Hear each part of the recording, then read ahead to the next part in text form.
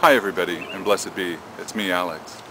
Today I'm doing a video, it's actually going to be in two parts, but I'm doing a video on basic Wiccan ritual structure, and I'm going to be going over some of the elements that I use when I perform a ceremony or a ritual. Since I'm a solitary eclectic, I'm under no vows to keep anything secret, and most of the elements that you'll be seeing here are completely available on the internet or in books and have been published for a long time. Some of the elements of my ceremonies are things that have developed and evolved over time.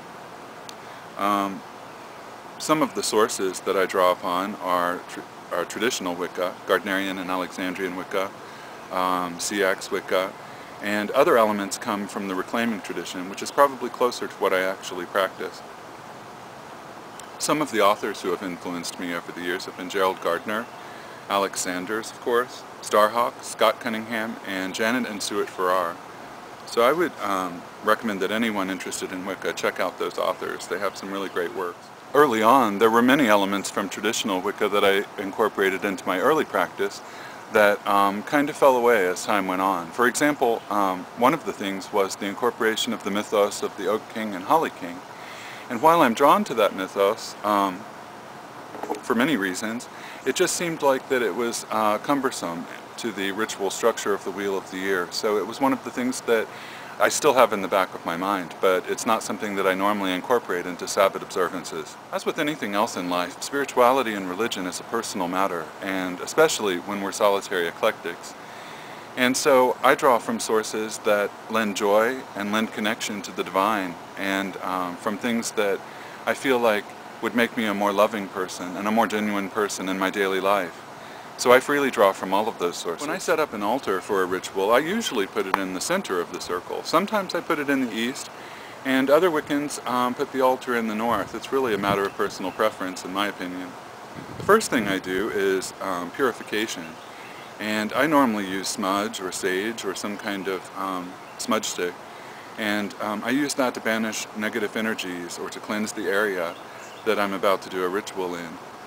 I also anoint myself with consecrated oil to consecrate myself to the service of the god and goddess. And then I spend some time grounding and connecting with the energies of the earth, which puts me in the proper frame of mind for a ceremony. The first part of a ritual is the creation of sacred space. For me, that involves the casting of a circle.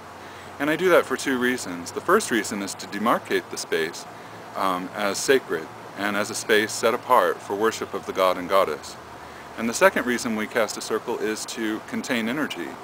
For when we do magic or spell work, we need a space that will not allow the energy to dissipate, but that can be raised within it and then can be directed toward whatever purpose we decide. Wiccans acknowledge four elemental currents in nature of earth, air, fire, and water. And we invoke those when we cast a circle to energize the circle and to lend their energy to us.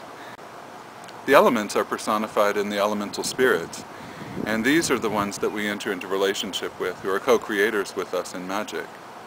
We also invite the guardians of the elements, which, for me, the way I look at that is the guardians are a higher form of sentient being who govern the elemental currents and to regulate the amount of energy that gets called into the circle.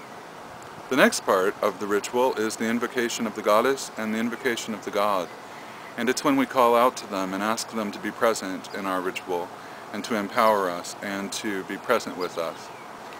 After that's done, that's when I usually do some sort of Esbit or Sabbath observance, depending on what kind of ceremony or ritual I'm doing. And eventually I'll probably do some video clips of how I go about that, or examples of the kinds of things that I might do at an Esbit or at a Sabbath. The next part of ritual is cakes and ale for me. And for me that incorporates elements of the Great Rite from traditional Wicca, the symbolic union of God and Goddess. Eating and drinking and sharing a meal, if it were in a group ritual, is a way of grounding and a way of bringing us back to ordinary consciousness.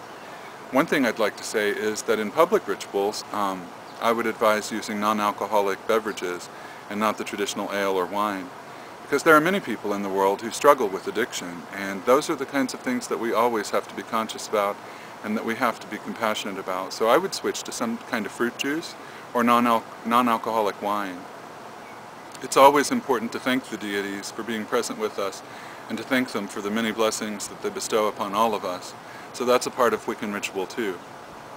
And then at the end, we thank the guardians and we thank the elementals and the elemental currents, and we release the circle. Anyway, I hope these videos are helpful and edifying, and please feel free to borrow anything from the ritual in part 2 that you feel would be helpful for you. May the Lord and Lady bless all of us. Blessed be, and peace.